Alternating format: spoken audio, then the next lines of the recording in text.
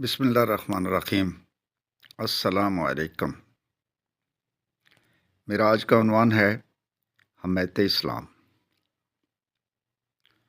برادران اسلام، نماز، روزہ، زکوٰۃ اور حج کے بعد آخری فرض جو خدا کی طرف سے آپ پر عائد کیا گیا ہے وہ حمایت اسلام ہے۔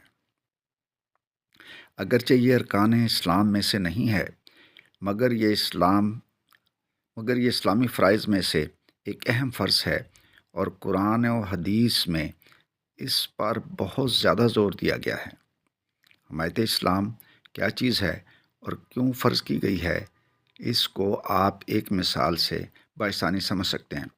فرض کریں کہ ایک شخص آپ سے دوستی کرتا ہے، مگر ہر آزمائش کے موقع پر ثابت ہوتا ہے کہ اس کو آپ سے کوئی ہمدردی نہیں۔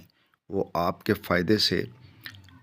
فائدے اور نقصان کی کوئی پرواہ نہیں کرتا، اور جس کام میں آپ کا نقصان ہوتا ہے اس کو وہ اپنے ذاتی فائدے کی خاطر بے تکلف کر گزرتا ہے۔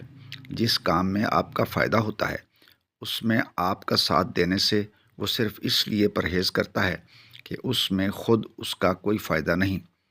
آپ پر کوئی مصیبت آئے تو وہ آپ کی کوئی مدد نہیں کرتا۔ کہیں آپ کی برائی کی جا رہی ہو تو وہ خود بھی برائی کرنے والوں میں شریک ہو جاتا ہے، یا کم از کم آپ کی برائی کو خاموشی کے ساتھ سنتا ہے۔ آپ کے دشمن آپ کے خلاف کوئی کام کریں تو وہ ان کے ساتھ شریک ہو جاتا ہے، یا کم از کم آپ کو ان کی شرارتوں سے بچانے کی ذرا کوشش نہیں کرتا۔ بتاؤ، آپ ایسے شخص کو اپنا دوست سمجھیں گے؟ آپ یقیناً کہیں گے ہرگز نہیں، اس لیے کہ وہ محض زبان سے دوستی کا دعویٰ کرتا ہے، مگر در حقیقت دوستی اس کے دل میں نہیں ہے۔ دوستی کے معنی تو یہ ہیں کہ انسان جس کا دوست ہو اس سے محبت اور خلوص رکھے، اور اس کا ہمدرد و خیرخواہ ہو، وقت پر اس کے کام آئے، دشمنوں کے مقابلے میں اس کی مدد کرے، اس کی برائی سننے تک کا روادار نہ ہو۔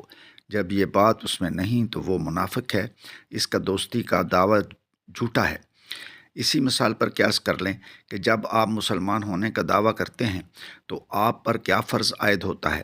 مسلمان ہونے کے معنی یہ ہیں کہ آپ میں اسلامی حمیت ہو، ایمانی غیرت ہو، اسلام کی محبت اور اپنے مسلمان بھائیوں کی سچی خیرخواہی ہو۔ آپ خواہ دنیا کا کوئی کام کریں، اس میں اسلام کا مفاد اور مسلمانوں کی بھلائی ہمیشہ آپ کے پیش نظر رہے۔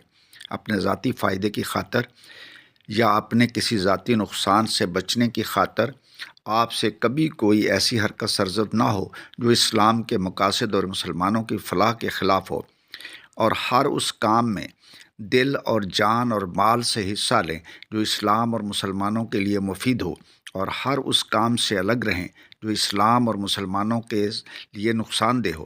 اپنے دین اور اپنے دینی جماعت کی عزت کو اپنی عزت سمجھے۔ جس طرح خود اپنی توہین برداشت نہیں کر سکتے، اسی طرح اسلام اور اہل اسلام کی توہین بھی برداشت نہ کریں۔ جس طرح آپ خود اپنے خلاف اپنے دشمنوں کا ساتھ نہیں دے سکتے، اسی طرح اسلام اور مسلمانوں کے دشمنوں کا بھی ساتھ نہ دیں۔ جس طرح آپ اپنی جان، مال اور عزت کی حفاظت کے لیے ہر قسم کی قربانی پر آمادہ ہو جاتے ہیں، اسی طرح اسلام اور مسلمانوں کی حفاظت کے لیے بھی ہر قربانی پر آمادہ ہوں۔ یہ صفات ہر اس شخص میں ہونی چاہیے جو اپنے آپ کو مسلمان کہتا ہو، ورنہ اس کا شمار منافقوں میں ہوگا، اور اس عمل کا خود ہی اس کے زبانی دعوے کو جھوٹا ثابت کر دے گا۔ اسی حمایت اسلام کا ایک شعبہ وہ ہے جس کو شریعت کی زبان میں جہاد کہتے ہیں۔ جہاد کے لفظی معنی ہیں کسی کام میں اپنی انتہائی طاقت صرف کر دینا، اور اس معنی کے لحاظ سے جو شخص خدا کے کلمہ کو بلند کرنے کے لیے روپے سے، زبان سے، قلم سے، ہاتھ پاؤں سے کوشش کرتا ہے، وہ بھی جہاد ہی کرتا ہے۔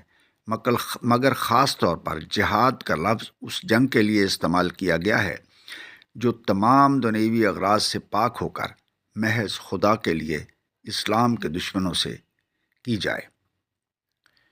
مولانا ابو العلا مودودی کی کتاب دینیات سے ایک تحریر۔